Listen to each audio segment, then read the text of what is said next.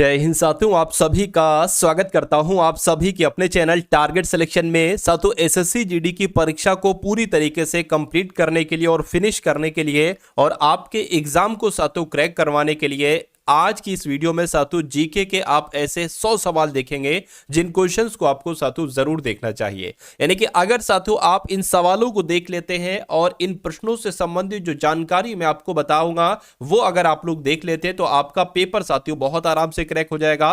तो परीक्षा से पहले पहले अगर आपने इस वीडियो में एंट्री की है तो मैं कहूंगा इन सभी सवालों को घोल कर पी जाइएगा। अगर आप वाकई में सिलेक्शन लेना चाहते हैं तो थोड़े धैर्य के साथ इस वीडियो को देखिएगा और ये सभी के सभी सवाल मैं आपके मस्तिष्क में आधे घंटे के अंदर कैसे साथियों फीड कर देता हूं ये आप लोग देखिएगा। तो पहला सवाल है, कह रहे कि अंतरराष्ट्रीय नृत्य दिवस साथियों कब मनाया जाता है, मुझे बताइए। तो अंतरराष्ट्रीय नृत्य दिवस की अगर बात करें कब मनाया जाता है, 29 अप्रैल को अंतरराष्ट्रीय नृत्य दिवस मनाया जाता है। लेकिन अगर एग्जामिनर आपसे साथियों पूछ ले आपसे कि विश्व मलेरिया दिवस कब मनाया जाता है, क्या पूछ ले? अगर आपसे साथियों पूछ लिया जाए कि विश्व मलेरिया दिवस साथियों कब मनाया जाता है तो आप साथियों क्या बताओगे? तो आपको बताना चाहिए साथियों 25 अप्रैल, यानी कि 25 अप्रैल को विश्व मलेरिया दिवस मनाया जाता है। ठीक है। अगर आपसे पूछा जाए साथियों, अगर आपसे पूछा जाए विश्व बौद्धिक दिवस कब मनाया जाता है, क्या अगर आपसे पूछा जाए, अगर आपसे पूछा जाए साथियों विश्व बौद्धिक दिवस कब मनाया जाता है, क्योंकि ये क्वेश्चन साथियों बार बार रिपीट होते हैं। तो विश्व बौद्धिक दिवस 26 अप्रैल को मनाया जाता है। कब मनाया जाता है? 26 अप्रैल को मनाया जाता है। ये 3 फैक्ट आप लोग यहां पर याद रखेंगे। उसके बाद देखिए साथियों नेक्स्ट नंबर का सवाल है, ये सवाल आपसे बहुत आपके एग्जाम में पूछा जाता है कि भारत में राज्य पुनर्गठन आयोग की स्थापना कब हुई थी।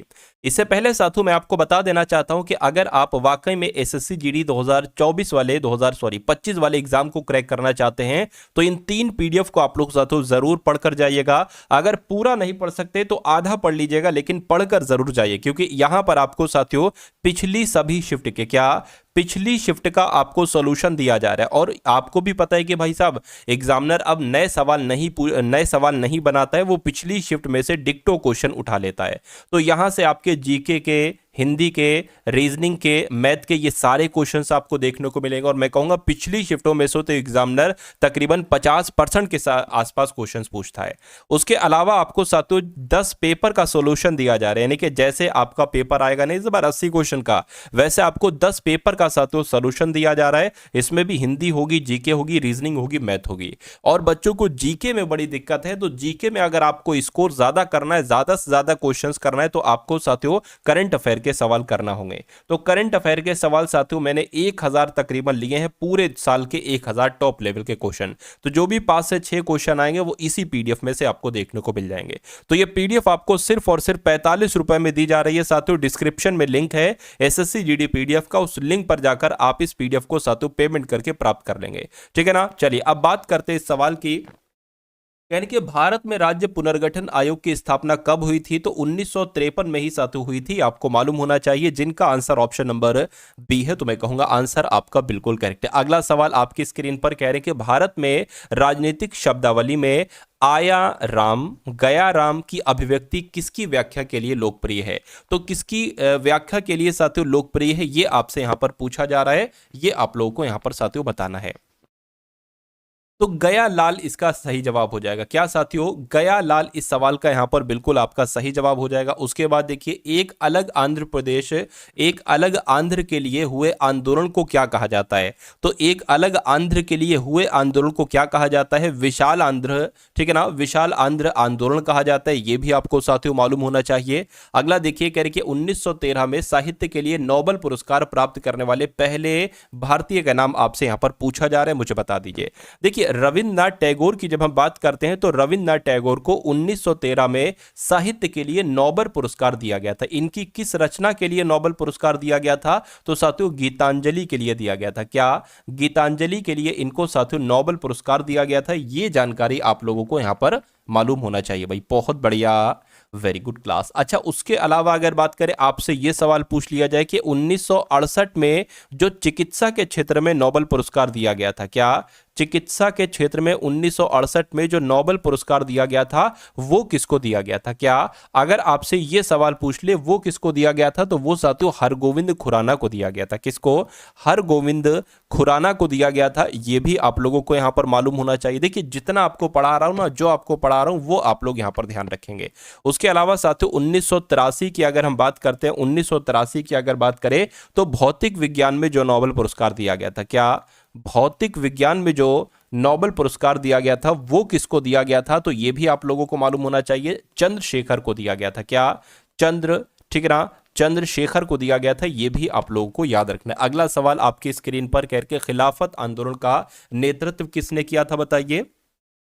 तो खिलाफत आंदोलन का नेतृत्व साथियों अली बंधुओं के द्वारा किया गया था। क्या खिलाफत आंदोलन की शुरुआत कब हुई? अगर आपसे पूछा जाए खिलाफत आंदोलन की शुरुआत कब हुई, तो 1919 में तो इस आंदोलन की शुरुआत हुई थी, ठीक है ना। और खिलाफत आंदोलन का नेतृत्व किसने किया था? अली बंधुओं ने इसका नेतृत्व किया था। उसके बाद देखिए निम्नलिखित में से कौन सी इनपुट डिवाइस नहीं है? देखिए एक होती है आउटपुट डिवाइस और एक होती है इनपुट डिवाइस। आउटपुट डिवाइस और इनपुट डिवाइस की अगर बात करें, ये आपकी साथियों देखिए ये ट्रैक बॉल इनपुट डिवाइस है, लाइट पेन भी इनपुट डिवाइस है, टच स्क्रीन भी इनपुट डिवाइस है, ठीक है ना। लेकिन प्लॉटर की अगर बात करें ये इनपुट डिवाइस नहीं है, ठीक है ना। तो आपका राइट आंसर जो होगा वो ऑप्शन नंबर बी होगा।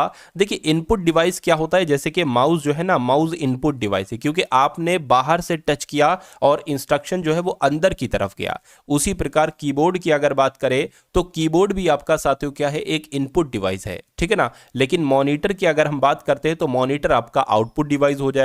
स्पीकर की अगर बात करें तो ये ध्वनि बाहर की तरफ देता है तो आउटपुट डिवाइस हो जाएगा। वैसे ही मॉनिटर इंफॉर्मेशन बाहर की तरफ देता है तो ये आउटपुट डिवाइस हो जाएगा। ये भी आप लोग साथियों ध्यान रखेंगे। अगला सवाल आपकी स्क्रीन पर करके, कुल लागत प्रति इकाई उत्पादन लागत को क्या कहा जाता है? तो साथियों इसको औसत लागत कहा जाता है। क्या कुल लागत प्रति इकाई उत्पादन लागत को जाना जाता है किस नाम से? औसत लागत के नाम से जाना जाता है। साथियों अगर आपने अभी तक इस वीडियो को लाइक नहीं किया तो रिक्वेस्ट है आपसे कि वीडियो को लाइक कर दीजिए, और अगर आप लोग चैनल पर नए हैं और आपने अभी तक चैनल को सब्सक्राइब नहीं किया है तो चैनल को भी साथियों जरूर आप लोग यहां पर सब्सक्राइब करके बेल आइकन पर क्लिक कर दीजिए। और बता दीजिए कि औपनिवेशिक शासन की स्थापना निम्न में से सबसे पहले कहां हुई थी? तो कहां हुई थी साथियों? बंगाल में हुई थी। कहां हुई थी? बंगाल में हुई थी। राइट आंसर आपका ऑप्शन नंबर बी हो जाएगा। अगला सवाल आपकी स्क्रीन पर कह रहे कि तमिल नव वर्ष को किस नाम से जाना जाता है? तो तमिल नव वर्ष को किस नाम से जाना जाता है अगर आपसे पूछा जाए तो वरुषा पिराप्पू के नाम से जाना जाता है तमिल नव वर्ष को। उसके बाद देखिए कह रहे कि पूर्वी तट का सबसे पुराना कृत्रिम बंदरगाह कौन सा है? तो पूर्वी तट का सबसे पुराना कृत्रिम बंदरगाह कौन सा है? चेन्नई बंदरगाह, यानी कि चेन्नई बंदरगाह ही पूर्वी तट का सबसे पुराना कृत्रिम बंदरगाह है। ये आपको यहां पर मालूम होना चाहिए। अगला सवाल आपकी स्क्रीन पर है, कहा जा रहा है कि भारतीय राष्ट्रीय आंदोलन के दौरान निम्न में से किसे मशीनों और प्रौद्योगिकी का महिमा मंडन नहीं करने के कारण मानव समाज का प्रतीक माना गया था? तो ये सवाल अच्छा है, आपसे पूछा जाए तो चरखा आपको बता देना है, यानी कि अगर ये डिक्टो सवाल आता है तो डिक्टो आपको चरखा ऑप्शन बता देना है। उसके बाद देखिए अगला सवाल कह रहे कि लंदन में संपन्न हुए दूसरे गोलमेज सम्मेलन में कांग्रेस का प्रतिनिधित्व किसने किया था? तो साथियों किसके द्वारा किया गया था? गांधी जी के द्वारा किया गया था। किसके द्वारा साथियों? गांधी जी के द्वारा किया गया था। ये आप लोगों को यहां पर मालूम होना चाहिए। देखिए अगर यहां पर बात करते हैं जो पहला गोलमेज सम्मेलन हुआ था, पहली बात तो 3 गोलमेज सम्मेलन हुए। जो प्रथम गोलमेज सम्मेलन हुआ, क्या प्रथम गोलमेज सम्मेलन हुआ? प्रथम गोलमेज सम्मेलन हुआ ये कहां पर हुआ? तो देखिए अगर बात करते हैं पहला गोलमेज सम्मेलन हुआ कब, तो 1930 में। अगर दूसरे की बात करते हैं कि दूसरा कब हुआ साथियों, जस्ट इसके 1 साल बाद यानी कि 1931 में हुआ। और तीसरे की अगर बात करें साथियों, तीसरा कब हुआ, तो 1932 में हुआ। और ये तीनों गोलमेज सम्मेलन कहां पर हुए साथियों? ये तीनों गोलमेज सम्मेलन लंदन में हुए। ये आप लोगों को यहां पर मालूम होना चाहिए, ठीक है ना। चलिए अब उसके बाद देखिए अगले नंबर का सवाल कह रहे कि वस्तुओं के निर्यात और आयात के संतुलन को क्या कहा जाता है? क्वेश्चन बहुत टॉप लेवल का है, आपके एग्जाम में आएगा, बताइए। तो साथियों व्यापार संतुलन कहा जाता है, यानी कि वस्तुओं के निर्यात और आयात के संतुलन को व्यापार संतुलन के रूप में संदर्भित किया जाता है। अगला सवाल कह रहे कि भारत के तत्कालीन राष्ट्रपति द्वारा पहली वात्य भट्टी का उद्घाटन कर राउरकेला स्टील प्लांट का शुभारंभ किया गया था। तो कब किया गया था? 1959 में किया गया था। कब साथियों? 1959 में किया गया था। उसके बाद देखिए अगला सवाल आपकी स्क्रीन पर कह रहे कि स्थायी बंदोबस्त को लागू होने के समय वर्धमान के राजा कौन थे? ये सवाल कई बार आपसे पूछा जा चुका है। तो उस समय वर्धमान के राजा कौन थे? तेजचंद थे। कौन थे साथियों? तेजचंद उस समय वर्धमान के राजा थे। अगला सवाल है, कह रहे कि तंजावुर का कौन से मंदिर में चोल वास्तुकला का उदाहरण है जिसका निर्माण सम्राट राजराज प्रथम ने करवाया था? तो किसकी बात चल रही है साथियों? क्या आपका सही जवाब होगा बृहदेश्वर मंदिर? आपका सही जवाब हो जाएगा, ये आपको मालूम होना चाहिए। यानी कि तंजावुर का जो बृहदेश्वर मंदिर है ना, इसमें चोल वास्तुकला का उदाहरण है जिसका निर्माण सम्राट राजराज प्रथम के द्वारा करवाया गया था। डिक्टो सवाल पूछा जाएगा आपके। अगला सवाल आपकी स्क्रीन पर देखिए और बताइए सही जवाब क्या होगा। कहा जा रहा है कि यूनाइटेड नेशन यानी कि यूएन यानी कि संयुक्त राष्ट्र के उस प्रमुख अंग की पहचान करें जो 1994 में निलंबित हो गया था। तो 1994 में साथियों न्यास परिषद जो है ना, न्यास परिषद ये निलंबित हो गई थी। ये आपको याद रखना है, हो सकता हो सवाल आपसे पूछ लिया जाए। अगला सवाल देखिए, कहा जा रहा है कि शेड्स ऑफ सैफरॉन पुस्तक के लेखक कौन है? तो ये पुस्तक अगर आपके एग्जाम में आ जाए और पूछा जाए इस पुस्तक के लेखक कौन है, तो सबा नकवी आपको बताना है। कौन? सबा नकवी आपको बताना है। अगला सवाल देखिए, यूनाइटेड नेशन के 8वें महासचिव कौन थे? तो यूनाइटेड नेशन के 8वें महासचिव साथियों कौन थे? बान की मून थे। कौन थे साथियों? बान की मून थे। अगला देखिए, भारत का 100वां अंतरिक्ष अभियान कब शुरू किया गया था? बताइए। तो ये साथियों कब शुरू किया गया था? फटाफट आप लोग यहां पर बता दीजिए। तो सितंबर 2012 में। क्या भारत का जो 100वां अंतरिक्ष अभियान था ये सितंबर 2012 में साथियों शुरू किया गया था, ये आपको मालूम होना चाहिए। अगर बात करें साथियों, भारत ने अपना पहला सैटेलाइट को सफलतापूर्वक अंतरिक्ष में भेजा था। इस सैटेलाइट का नाम क्या था? इस सैटेलाइट का नाम साथियों आर्यभट्ट था। क्या नाम था? आर्यभट्ट था। और इसको कब भेजा था? 1975 में भेजा था साथियों, ये आपको यहां पर मालूम होना चाहिए। उसके बाद देखिए अगला सवाल है, कह रहे कि संयुक्त राष्ट्र महासभा 21 जून को इस रूप में मनाती है। तो किस रूप में मनाती है साथियों आपसे पूछा जा रहा है। 21 जून की अगर बात करें कौन सा दिवस मनाया जाता है? देखिए अगर यहां पर साथियों बात करते हैं कि अंतर्राष्ट्रीय शिक्षा दिवस कब मनाया जाता है, तो आपको मालूम होना चाहिए 24 जनवरी की अगर बात करते हैं, 24 जनवरी को अंतर्राष्ट्रीय शिक्षा दिवस मनाया जाता है। अगर आपसे पूछे अंतर्राष्ट्रीय स्वास्थ्य दिवस कब मनाया जाता है, तो अंतर्राष्ट्रीय स्वास्थ्य दिवस साथियों 7 अप्रैल को मनाया जाता है। और अंतर्राष्ट्रीय योग दिवस कब मनाया जाता है साथियों? 21 जून को अंतर्राष्ट्रीय योग दिवस मनाया जाता है। उसके बाद देखिए नेक्स्ट नंबर का सवाल आपकी स्क्रीन पर है और आपसे साथियों यहां पर पूछा यह जा रहा है कि भारत के निम्नलिखित स्वतंत्रता सेनानियों में सीमांत गांधी के रूप में साथियों किन्हें जाना जाता है? यानी कि सीमांत गांधी किसे कहा जाता है, ये कुल मिला के आप लोग बता दीजिए। चलिए, तो अगर आपका जवाब साथियों खान अब्दुल गफ्फार खान है तो मैं कहूंगा आपका जवाब यहां पर बिल्कुल सही हो जाएगा। सीमांत गांधी के नाम से किन्हें जाना जाता है साथियों? खान अब्दुल गफ्फार खान को जाना जाता है। और उसके अलावा आपसे एक सवाल साथियों पूछा जाता है, पूछा आपसे ये जाता है कि खुदाई खिदमतगार नामक संगठन की स्थापना किसने की थी? क्या आपसे अगर पूछा जाए कि खुदाई खिदमतगार, क्या साथियों खुदाई खिदमतगार नामक संगठन की स्थापना किसके द्वारा की गई थी? तो खान अब्दुल गफ्फार खान के द्वारा ही की गई थी, ये भी आपको मालूम होना चाहिए। और इस संगठन को साथियों लाल कुर्ती भी कहा जाता है। क्या इसको साथियों लाल कुर्ती भी कहा जाता है? ये भी आप लोगों को याद रखना है। अगला सवाल आपकी स्क्रीन पर है, कह रहे कि निम्नलिखित में से शीत मरुस्थल है। तो कौन सा साथियों शीत मरुस्थल है? तो मैं कहूंगा साथियों जो पेंटागोनिया है, ये पेंटागोनिया साथियों शीत मरुस्थल है। सही जवाब आपका ऑप्शन नंबर ए हो जाएगा। उसके बाद देखिए साथियों कह रहे कि गरीबी हटाओ किस राजनीतिक नेता का नारा था? तो गरीबी हटाओ ये किस राजनीतिक नेता का नारा था? मैं कहूंगा इंदिरा गांधी का नारा था। सही जवाब आपका ऑप्शन नंबर ए हो जाएगा। उसके बाद देखिए कह रहे कि पोंगल पक्षी गणना निम्नलिखित में से किस राज्य की पहल है? तो पोंगल पक्षी गणना सबसे पहले साथियों किसने शुरू की थी? तो मैं कहूंगा तमिलनाडु ने शुरू की थी। किसने साथियों शुरू की थी? तमिलनाडु ने शुरू की थी, ये आप लोग को याद रखना है। अगला सवाल देखिए कह रहे कि भारत में वस्तु एवं सेवा कर यानी कि GST goods and service tax ये कब लागू किया गया? ये आपसे कुल मिला के पूछा जा रहा है। तो साथियों ये लागू कब किया गया? तो 1 जुलाई 2017 को लागू किया गया। 1 जुलाई 2017 को जीएसटी लागू किया गया, ये आप लोग यहां पर याद रखेंगे। उसके बाद देखिए अगला सवाल कह रहे कि एलिफेंटा की गुफाएं ये कहां पर स्थित है? तो एलिफेंटा की गुफाएं साथियों कहां पर स्थित है, ये कुल मिला के आपसे यहां पर पूछा जा रहा है। फटाफट आप लोग यहां पर बता दीजिए। चलिए, तो कहां पर है साथियों? अगर राज्य आपसे पूछे तो महाराष्ट्र में है। कहां पर है? महाराष्ट्र में। लेकिन द्वीप पूछे तो घारापुरी द्वीप आपको बता देना है कि एलिफेंटा की गुफाएं साथियों महाराष्ट्र के घारापुरी द्वीप में है। सही जवाब आपको ऑप्शन नंबर डी हो जाएगा। अगला सवाल देखिए कह रहे कि भारत में कृषि और संबंध गतिविधियों हेतु ऋण के संवितरण में सबसे अधिक हिस्सेदारी वाणिज्यिक बैंकों की है या साहूकारों की, यानी कि कुल मिला के खाली जगह में कौन सा शब्द आ जाएगा ये आपको बताना है। तो अगर यहां पर साथियों बात करते हैं इस सवाल के जवाब की, तो इस सवाल का जवाब आपका क्या होगा, मैं कहूंगा कृषि ही आपका सही जवाब हो जाएगा। पूरी लाइन हो जाएगी, भारत में कृषि और संबंधित गतिविधियों के लिए ऋण के संवितरण में सबसे अधिक हिस्सेदारी वाणिज्यिक बैंकों की है। अगला सवाल देखिए, कह रहे कि गवर्नर जनरल लॉर्ड डलहौजी ने किस साम्राज्य को चेरी कहा था। तो किसको साथियों चेरी कहा था? अवध साम्राज्य की अगर बात करें तो अवध साम्राज्य को साथियों चेरी कहा था। ये आपके एग्जाम में पूछा जा सकता है, इसलिए आप लोग इसको बहुत अच्छे तरीके से यहां पर याद रखेंगे। चलिए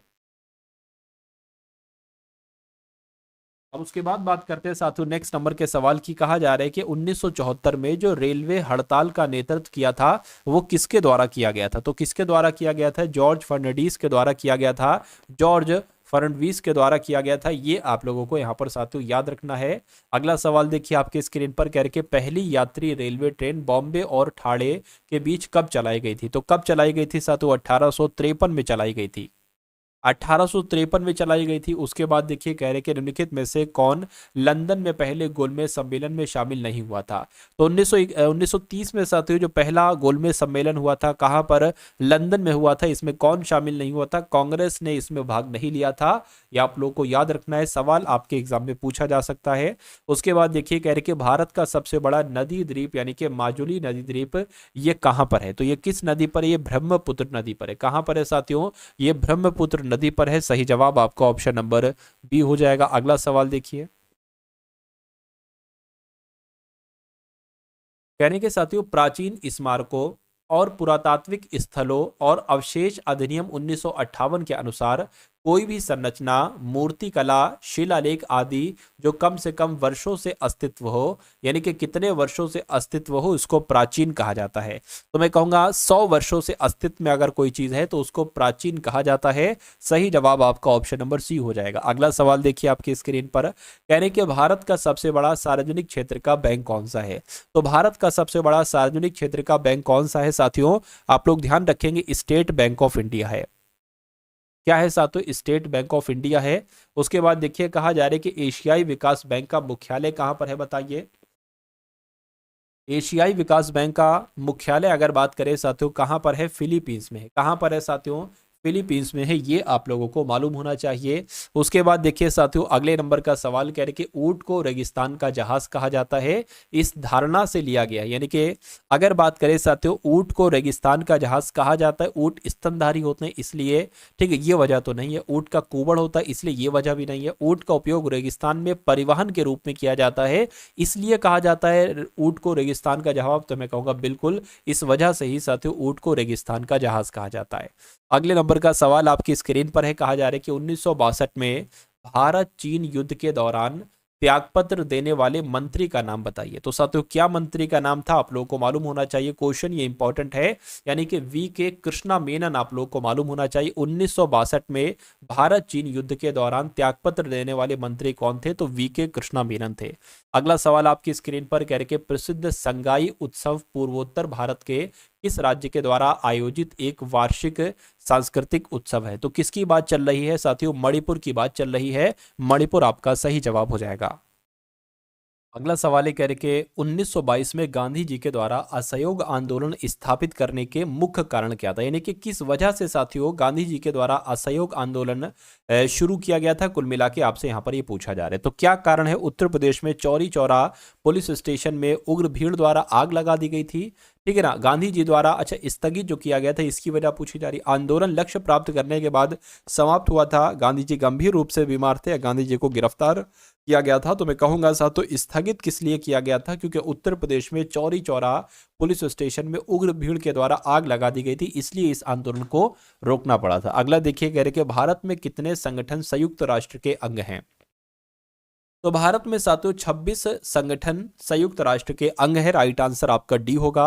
भारत के त्रिचरण नाभिकीय शक्ति कार्यक्रम की स्थापना किसने की थी? तो साथियों किसने की थी? डॉक्टर होमी भाभा ने की थी। ये आपको मालूम होना चाहिए। सही जवाब आपका अगर है ऑप्शन नंबर ए के साथ तो बिल्कुल करेक्ट है। अगला सवाल आपकी स्क्रीन पर आपसे पूछा जा रहा है कि महात्मा गांधी ने लॉर्ड इरविन को लिखे अपने त्यागपत्र में कितनी मांगे की थी, जिनमें से कुछ को गांधी इरविन समझौता के रूप में स्वीकार किया गया था। तो मैं कहूंगा साथियों कितनी मांगे की गई थी, 11 मांगे की गई थी। यानी कि गांधी जी ने लॉर्ड इरविन को लिखे अपने पत्र में 11 मांगे की थी, जिसमें से कुछ को गांधी इरविन समझौते के रूप में स्वीकार किया गया था। उसके बाद देखिए world book and copyright day कब मनाया जाता है। तो अगर आपसे एग्जाम में सवाल पूछे तो 23 अप्रैल आपको बता देना है कि world book and copyright day 23 अप्रैल को मनाया जाता है। अगला देखिए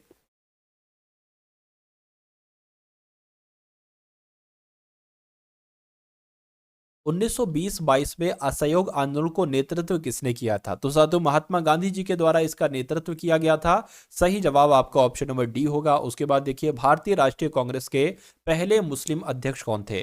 तो भारतीय राष्ट्रीय कांग्रेस के पहले मुस्लिम अध्यक्ष कौन थे साथियों, बदरुद्दीन तैयब जी थे। कौन थे, बदरुद्दीन तैयब जी थे। साथियों अगर आपने इस वीडियो को अभी तक लाइक नहीं किया तो रिक्वेस्ट आपसे यह है कि वीडियो को आप लोग साथियों लाइक कर दीजिए। तो आपसे रिक्वेस्ट है इस वीडियो को आप लोग लाइक कर दीजिए साथियों, अभी तुरंत, अभी के अभी। चलिए, तो भारतीय राष्ट्रीय कांग्रेस के पहले मुस्लिम अध्यक्ष कौन हो गए, बदरुद्दीन तैयब जी हो गए। अब उसके बाद देखिए साथियों नेक्स्ट नंबर का सवाल है, कह रहे कि भारत के अंतरिक्ष कार्यक्रम का जनक किसे कहा जाता है। तो भारत के अंतरिक्ष कार्यक्रम के जनक कौन है साथियों, विक्रम साराभाई हैं।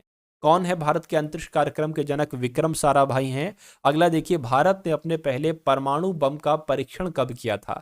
तो भारत ने अपने पहले परमाणु बम का परीक्षण साथियों कब किया था, 1974 में किया था। कब, 1974 में किया था। नेक्स्ट नंबर का सवाल कह रहे कि रॉलेट एक्ट पारित किया गया था 1920 में, 22 में, 19 में या 21 में। तो मैं कहूंगा 1919 में रॉलेट एक्ट साथियों पारित किया गया था। अगला सवाल कह रहे कि भारत में राष्ट्रीय पंचायती राज दिवस कब मनाया जाता है। तो भारत में राष्ट्रीय पंचायती राज दिवस तो 24 अप्रैल को मनाया जाता है। कब मनाया जाता है साथियों, 24 अप्रैल को मनाया जाता है। नेक्स्ट नंबर का सवाल है, कहा जा रहा है कि 2011 की जनगणना के अनुसार भारत का सबसे अधिक आबादी वाला राज्य कौन सा था। तो सबसे ज्यादा आबादी कहाँ की थी, तो उत्तर प्रदेश की थी। के बाद देखिए निम्नलिखित में से क्या कंप्यूटर का एक घटक नहीं है। यानी कि कंप्यूटर के कौन कौन से घटक है, एलयू, ठीक है, कंप्यूटर का घटक है, सीपीयू भी है, मेमोरी भी है, ये मेमोरी लिखा है, मेमोरी भी है लेकिन कागज नहीं है। नहीं है तो यही आपका सही जवाब हो जाएगा। उसके बाद देखिए अगला सवाल कह रहे कि द्वितीय विश्व युद्ध से प्रभावित देशों में बच्चों और माताओं को आपातकालीन भोजन और स्वस्थ देखभाल प्रदान करने के लिए संयुक्त राष्ट्र द्वारा कौन सी एजेंसी बनाई गई थी। तो कौन सी एजेंसी बनाई गई थी, यूनिसेफ बनाई गई थी। कौन सी एजेंसी साथियों, यूनिसेफ बनाई गई थी। अगला सवाल देखिए कह रहे कि खिलाफत आंदोलन का नेतृत्व किसने किया था। तो शौकत अली मोहम्मद अली के द्वारा साथियों खिलाफत आंदोलन का नेतृत्व किया गया था। अगला सवाल कह रहे कि यूआरएल की फुल फॉर्म साथियों क्या है, बताइए। मतलब यूआरएल की, वैसे तो यूनिफॉर्म रिसोर्स लोकेटर होती है, लेकिन यूआरएल क्या है, तो इंटरनेट पर प्रदर्शित वेब पेज का एक एड्रेस है। तो ये आपका साथियों सबसे सटीक जवाब हो जाएगा। भारत के खिलाफत आंदोलन के बारे में क्या सही है। तो भारत के खिलाफत आंदोलन के बारे में क्या सही है कि ये जलियांवाला बाग के नरसंहार के खिलाफ एक आंदोलन था। नहीं, ये भारत में मुगल शाही परिवार को पुनः बहाल करने के लिए एक आंदोलन था। नहीं, यह पाकिस्तान की मांग का एक आंदोलन था। नहीं, यह तुर्की सुल्तान के समर्थन में किया गया एक आंदोलन था। बिल्कुल साथियों डी वाला आपका बिल्कुल सही जवाब हो जाएगा। भूगोल का जनक किसे कहा जाता है। तो इरेटोस्थनीज की अगर बात करें, इरेटोस्थनीज को ही साथियों क्या कहा जाता है, भूगोल का जनक कहा जाता है। अगला देखिए कह रहे कि नोबेल पुरस्कार देने वाली संस्था स्वीडिश एकेडमी ये संबंधित है। तो किससे संबंधित है साथियों, ये साहित्य से संबंधित है। किससे संबंधित है, नोबेल पुरस्कार देने वाली संस्था स्वीडिश एकेडमी, ये साहित्य से संबंधित है। अगला सवाल कह रहे कि भारतमाला परियोजना ये किससे संबंधित है। तो भारतमाला परियोजना ये किससे संबंधित है, तो ये राजमार्गों से संबंधित है। किससे, ये राजमार्गों से संबंधित है। अगला सवाल है कह रहे कि येलो वेस्ट विरोध किस देश से रूस क्षेत्र से संबंधित है। मतलब जो येलो वेस्ट है ना, येलो वेस्ट विरोध ये किस देश से संबंधित है। तो आपको याद रखना है येलो वेस्ट विरोध ये फ्रांस देश से संबंधित है। किससे साथियों, फ्रांस देश से संबंधित है। अगला सवाल है कि निम्नलिखित में से कौन सा एक एप्लीकेशन सॉफ्टवेयर है। तो इनमें से कौन सा एक एप्लीकेशन सॉफ्टवेयर है, मैं कहूंगा ग्राफिक्स की अगर बात करें तो ग्राफिक्स एक साथियों एप्लीकेशन सॉफ्टवेयर है। सही जवाब आपका ऑप्शन नंबर ए हो जाएगा। उसके बाद देखिए कहा जा रहा है कि चंद्रगुप्त द्वितीय के 9 रत्नों में से एक है। तो बताने की कोशिश कीजिए साथियों क्या आपका यहां पर सही जवाब हो सकता है, बताइए। तो मैं कहूंगा वाराह मिहिर आपका बिल्कुल सही जवाब हो जाएगा, यानी कि कौन चंद्रगुप्त द्वितीय के 9 रत्नों में से एक है, तो वाराह मिहिर हैं। अगला सवाल आपकी स्क्रीन पर कह के राज्यसभा के पहले सभापति कौन थे? का नाम डॉक्टर सर्वपल्ली राधाकृष्ण था, और डॉक्टर सर्वपल्ली राधाकृष्ण ही राज्यसभा के पहले सभापति थे, ये आप लोग यहाँ पर याद रखेंगे। उसके बाद देखिए अगला सवाल, कह के निम्नलिखित व्यक्तियों में से कौन संतूर वाद्य यंत्र से संबंधित नहीं है? तो संतूर वाद्य यंत्र से संबंधित कौन नहीं है? तरुण भट्टाचार्य तो हैं, भजन सोपारी भी हैं, पंडित शिव कुमार शर्मा भी हैं, लेकिन ये तो सरोद वादक हैं, ये तो सरोद वादक हैं, सरोद से संबंधित हैं, ये संतूर वादक नहीं है। तो मैं कहूंगा राइट आंसर आपका यही हो जाएगा।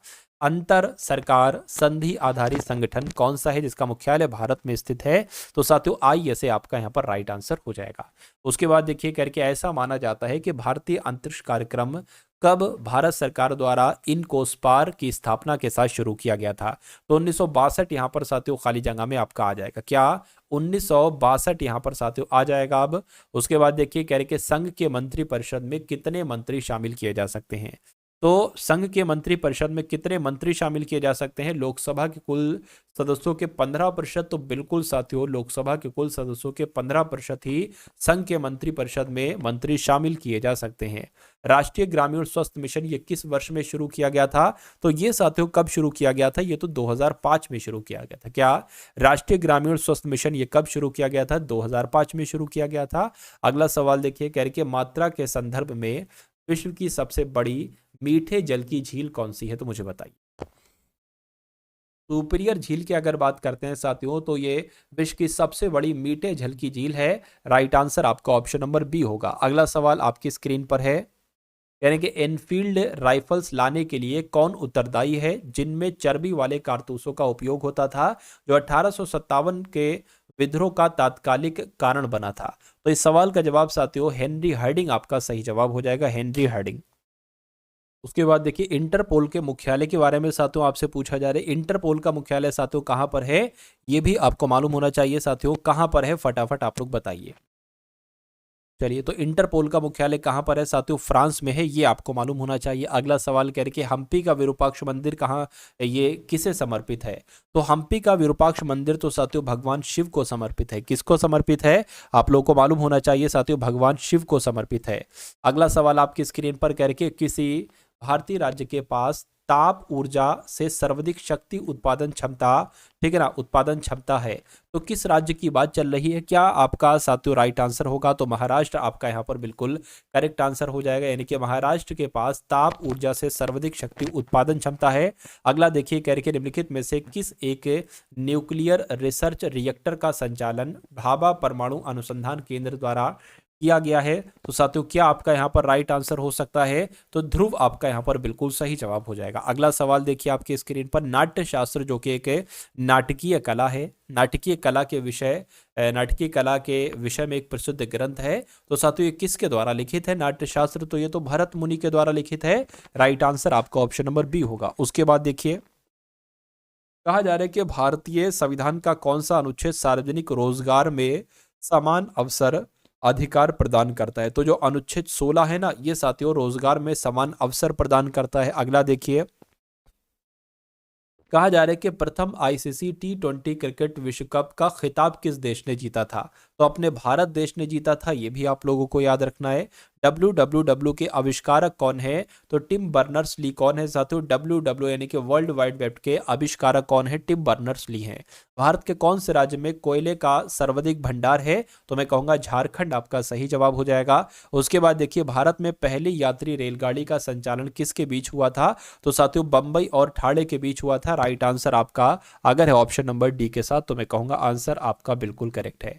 अगला देखिए महाराष्ट्र के पारंपरिक लोक रंगमंच का नाम बताइए। तो महाराष्ट्र के लोक, एक तरीके से लोक रंगमंच की अगर बात करें तो तमाशा है। तमाशा आपका ये महाराष्ट्र में किया जाता है। भारत में कौन सी नदी में रिवर डॉल्फिन पाई जाती है? तो रिवर डॉल्फिन की अगर बात करें तो ये तो घाघरा नदी में पाई जाती है। रिवर डॉल्फिन ये घाघरा नदी में पाई जाती है। भारत में जोन बील मेला एक ऐसा मेला है जहां वस्तु विनिमय प्रणाली का उपयोग अभी तक किया जाता है। यह मेला भारत के कौन से राज्य में है? तो यह मेला साथियों असम में लगता है। कहाँ लगता है? ये असम में लगता है। सही जवाब आपका डी होगा। विदेशी धरती पर फहराया जाने वाला प्रथम भारतीय ध्वज मैडम भीकाजी कामा द्वारा 1907 में फहराया गया था। तो साथियों किस देश की बात चल रही है? जर्मनी की अगर बात करें तो विदेशी धरती पर फहराया जाने वाला प्रथम भारतीय ध्वज मैडम भीकाजी के द्वारा जर्मनी में फहराया गया था। कहां पर साथियों? जर्मनी में। कंप्यूटर क्षेत्र में फॉर्टन किसके लिए प्रयुक्त होता है? तो फॉर्टन की अगर बात करें, FOR से फॉर्मूला हो जाएगा, TRAN से ट्रांसलेशन हो जाएगा, तो फॉर्मूला ट्रांसलेशन साथियों इसकी कहीं ना कहीं फुल फॉर्म हो जाएगी। उसके बाद देखिए 1907 में कांग्रेस के नेतृत्व में कौन से सत्र में चरमपंथियों और नरमपंथियों का विभाजन किया गया था? तो क्या आपका साथियों यहाँ पर सही जवाब हो सकता है? आप लोग बताइए। तो सूरत आपका सही जवाब होगा। क्या आपका जवाब होगा साथियों? सूरत आपका यहाँ पर बिल्कुल सही जवाब हो जाएगा भाई। बहुत बढ़िया, वेरी गुड क्लास। अगले नंबर का सवाल आपकी स्क्रीन पर देखिए सवाल को, और आप लोग यहाँ पर मुझे बता दीजिए कि आपका राइट आंसर साथियों क्या हो सकता है, बताइए। तो अगर बात करें भारत में राष्ट्रीय विज्ञान दिवस कब मनाया जाता है? तो 28 फरवरी को राष्ट्रीय विज्ञान दिवस मनाया जाता है। नेक्स्ट नंबर का सवाल है, कह रहे कि क्षेत्रफल की दृष्टि से विश्व का छठा सबसे बड़ा देश कौन सा है? तो विश्व का छठा सबसे बड़ा देश कौन सा है साथियों? ऑस्ट्रेलिया है। उसके बाद देखिए पेरिस स्थित international institute of educational planning संयुक्त राष्ट्र के किस संगठन का अंग है? तो ये तो यूनेस्को का अंग है। किसका साथियों? ये यूनेस्को का अंग है। उसके बाद देखिए चिपको आंदोलन की तरह निम्नलिखित में से किसका लक्ष्य उत्तर कन्नड़ जिले में वनों की रक्षा करना था? तो किसका था साथियों? एपिको आंदोलन का भी उद्देश्य यही था। एपिको आंदोलन का भी उद्देश्य यही था। अगला देखिए भारत के वन्यजीव संरक्षण अधिनियम 1972 में कितनी अनुसूचियां हैं? तो साथियों 6 अनुसूचियां हैं। कितनी अनुसूचियां? 6 अनुसूचियां हैं। उसके बाद देखिए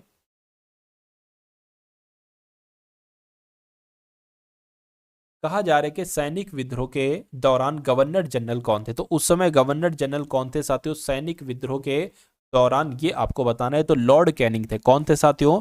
लॉर्ड कैनिंग थे। ये भी आपको मालूम होना चाहिए। अगला है कह रहे कि किस नदी के विस्तार क्षेत्र को राष्ट्रीय जलमार्ग 2 कहा जाता है? तो राष्ट्रीय जलमार्ग 2 की अगर बात करते हैं साथियों, किस नदी के विस्तार क्षेत्र को कहा जाता है? ब्रह्मपुत्र नदी के विस्तार क्षेत्र को कहा जाता है। कहने के ब्राह्मी और खरोष्टी लिपियों को व्याख्यायित किया जिनका उपयोग पहले के शिलालेखों के लेखन में किया जाता था। तो कुल मिला के साथियों खाली जगह में कौन सा शब्द आ जाएगा बताने की कोशिश करेंगे। तो जेम्स प्रिंसेप आपका सही जवाब होगा। यानी कि जेम्स प्रिंसेप ने ब्राह्मी और खरोष्टी लिपियों को व्याख्यात किया जिनका उपयोग पहले के शिलालेखों के लेखन में किया जाता था। इनमें से कौन एक संचार प्रोटोकॉल है? तो साथियों किसकी बात चल रही है? मैं कहूंगा HTTP की। हाइपर टेक्स्ट ट्रांसफर प्रोटोकॉल ये क्या है? ये एक संचार प्रोटोकॉल है। उसके बाद देखिए निम्नलिखित में से किन नेताओं ने ताशकंद समझौते पर हस्ताक्षर किए थे? तो अगर बात करते हैं साथियों लाल बहादुर शास्त्री और अयूब खान ने ताशकंद समझौते पर हस्ताक्षर किए थे। उसके बाद देखिए अगला सवाल क्या है कि किसी भी कंप्यूटर सिस्टम का मस्तिष्क किसे कहा जाता है? तो साथियों सेंट्रल प्रोसेसिंग यूनिट यानी कि CPU को क्या कहा जाता है? कंप्यूटर सिस्टम का मस्तिष्क कहा जाता है। अगले नंबर का सवाल आपकी स्क्रीन पर है। आपसे कहा जा रहा है GATT गैट का उत्तराधिकारी संगठन कौन सा था? तो कौन सा था साथियों? WTA था, वर्ल्ड ट्रेड ऑर्गेनाइजेशन था। ये आपका साथियों बिल्कुल करेक्ट आंसर हो जाएगा भाई। बहुत बढ़िया, वेरी गुड क्लास। तो ये क्लास आपको साथियों कैसी लगी एक बार कमेंट सेक्शन में आप लोग यहां पर जरूर बताइएगा, ठीक है ना। उसके अलावा साथियों SSC GD की अगर आपने PDF नहीं ली तो मैं कहूंगा पेपर वाली ये PDF है, इस PDF को जरूर आप लोग पढ़ लीजिएगा। इस पेपर में से आपका तकरीबन साथियों 55 से लेकर 60% तक पेपर आपको यहीं से देखने को मिलेगा, क्योंकि पहली PDF, दूसरी PDF और तीसरी PDF में आपको सब कुछ दिया जाएगा जो जो आपके एग्जाम में आएगा। आपको साथियों यहाँ पर PYQ क्वेश्चन दिए जाएंगे, यानी कि प्रीवियस ईयर क्वेश्चन दिए जाएंगे, हिंदी के क्वेश्चन, GK के क्वेश्चन, रीजनिंग के क्वेश्चन, मैथ के क्वेश्चन। दूसरी PDF में आपको एक्सपेक्टेड हिंदी के क्वेश्चन दिए जाएंगे, इंपॉर्टेंट GK के क्वेश्चन, इंपॉर्टेंट रीजनिंग के क्वेश्चन, इंपॉर्टेंट मैथ के क्वेश्चन और इंपॉर्टेंट करंट अफेयर के क्वेश्चन इस तीसरी PDF में आपको दिए जाएंगे। तो ये साथियों सभी के सभी पूरी PDF आपको सिर्फ 45 रुपए में दी जा रही है। डिस्क्रिप्शन में लिंक है, वहां से जाकर आप इस PDF को साथियों ले सकते हैं। तो इस वीडियो को अपने मित्रों के साथ भी शेयर कीजिएगा। मिलते हैं हम सभी लोग आने वाली वीडियो में। जय हिंद साथियों।